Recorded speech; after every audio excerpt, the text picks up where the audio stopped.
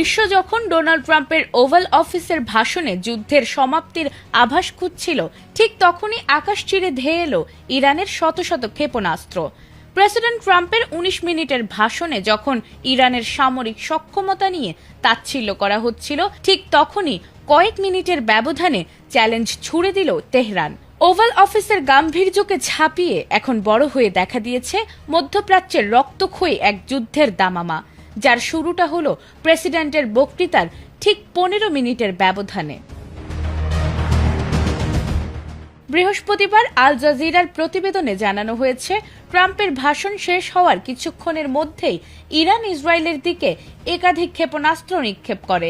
Israeli সামরিক বাহিনী জানিয়েছে, তারা ইরান থেকে ছোড়া ক্ষেপণাস্ত্র শনাক্ত করেছে এবং তা প্রতিহত করতে প্রতিরক্ষা ব্যবস্থা সক্রিয় করা হয়েছে। সংক্ষিপ্ত বিবৃতিতে বলা হয়েছে, হুমকি মোকাবিলায় তাদের প্রতিরক্ষা ব্যবস্থা কাজ করছে।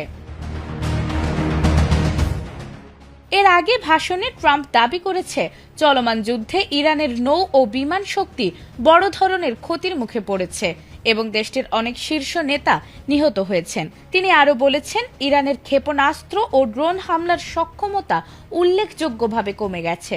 একই সঙ্গে ইসরায়েল ও উপসাগরীয় মিত্র দেশগুলোর প্রশংসায় তিনি বলেছেন, যুক্তরাষ্ট্র তাদের ব্যর্থ হতে দেবে না।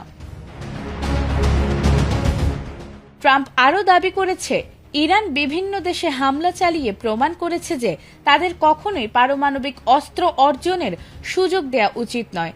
ভাষণে তিনি ভেনেজুয়েলার প্রেসিডেন্ট নিকোলাস মাদুরোকে আটক করার ঘটনায় মার্কিন সেনাদের ধন্যবাদ জানিয়ে বলেছেন, এতে দুই দেশের সম্পর্ক উন্নতির পথে।